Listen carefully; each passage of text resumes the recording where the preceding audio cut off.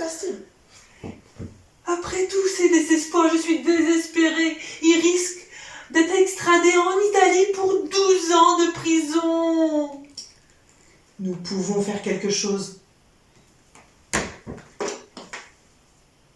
Allô, Chantal?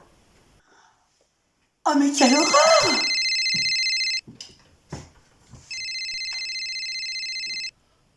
Oh mon God!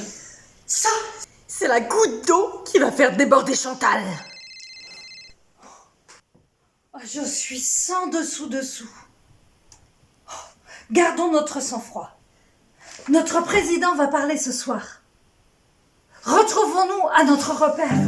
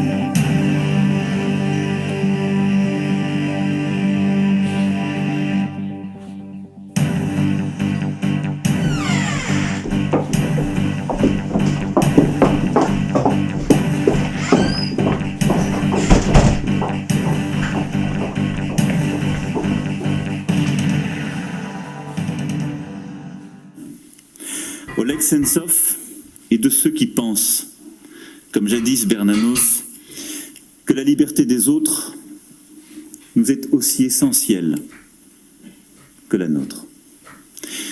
De ceux qui pensent qu'il ne sert à rien d'avoir des idéaux si l'on n'est pas capable de se battre pour eux, envers et contre tout, dans l'épaisseur de l'histoire et dans le cours de nos vies.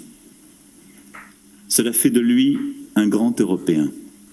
Parce qu'être européen fondamentalement, c'est ne jamais se résigner dans le combat pour la liberté et pour la dignité.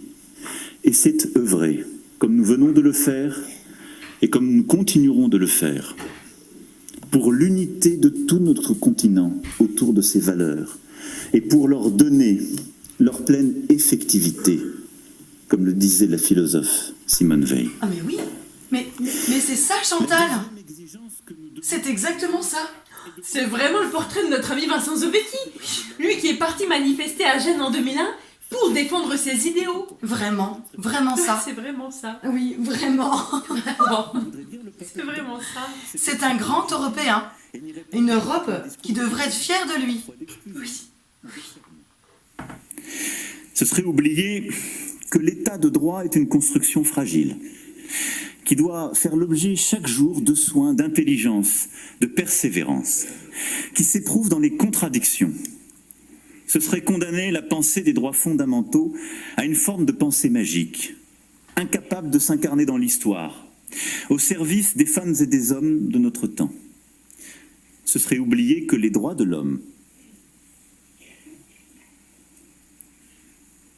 au fond, sont un combat toujours inachevé, mais qu'avec modestie, nous ne pouvons en être que, comme le disait René Cassin, à qui ici nous devons tant, nous ne pouvons en être que le fantassin, et non pas seulement le sourcilleux gardien. Le fantassin, oui.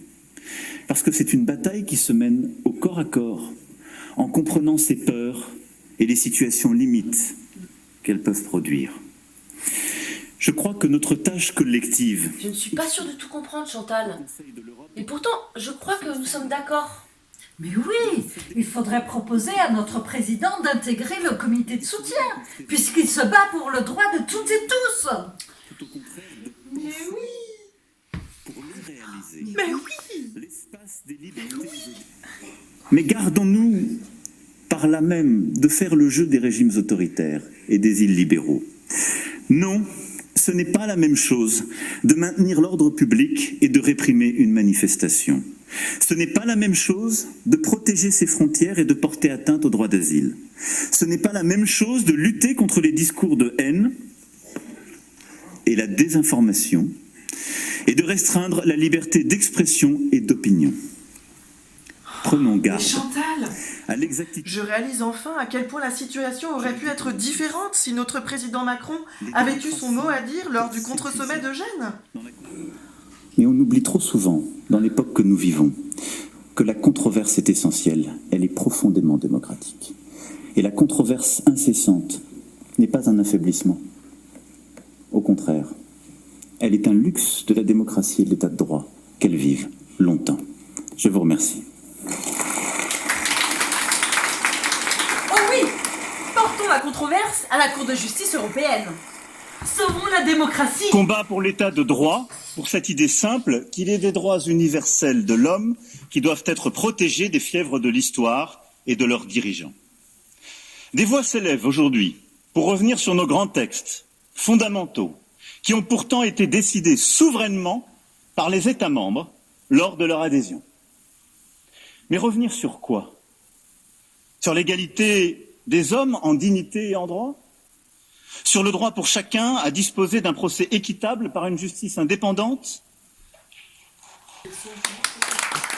Et s'installe comme une idée au fond que pour être plus efficace, il faudrait revenir sur l'état de droit, confondant le changement légitime de tout gouvernement élu de changer l'état du droit, mais considérant que nous tous avons à nous inscrire dans cet état de droit qui est existentiel de notre Europe, dont les principes ont été bâtis par notre histoire et sont le fruit de nos engagements communs. La fin de l'état de droit, c'est le règne de l'arbitraire.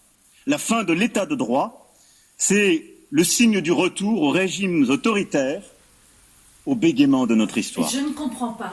Notre justice est indépendante ou pas? Rassurez-moi, Chantal.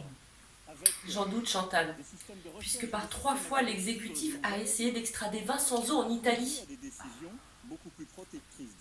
Mais l'exécutif, qui est-ce donc? il me semble que c'est notre président. Moi, j'y comprends plus rien, j'en perds mon chapelet. Les procureurs qui représentent l'État doivent se tromper. Il faut absolument effacer ce quiproquo. Mais oui, aidons notre président Macron à rétablir une vraie justice en Europe. Mais oui, Aidons-le. aidons-le. Aidons-le.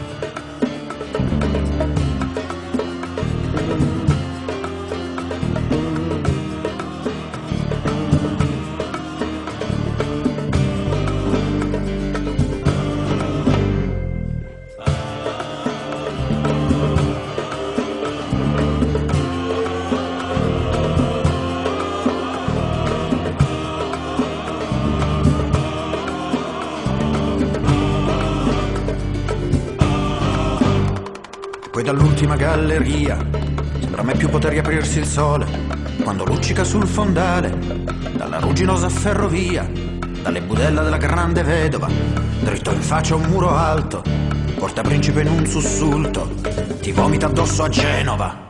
Io quando tornerò a Genova, per prima cosa col caffè di rito, nel piazzale della stazione, dal baracchino il passo addormentato, lo muoverò per riconquistare la dignità di me stesso al mondo ed il dovere di camminare a testa alta guardando il fondo, guardare a fondo, guardare il mare, guardare il punto fermo sull'abisso, vedere tutto tornare a urlare, fronte spezzata da un chiodo fisso, fronte spaccato, fronte diviso, fonte che anneghi al pozzo San Patrizio, del mare rosso del nostro sangue plebeo, che soffoca nel precipizio, che soffoca nel precipizio.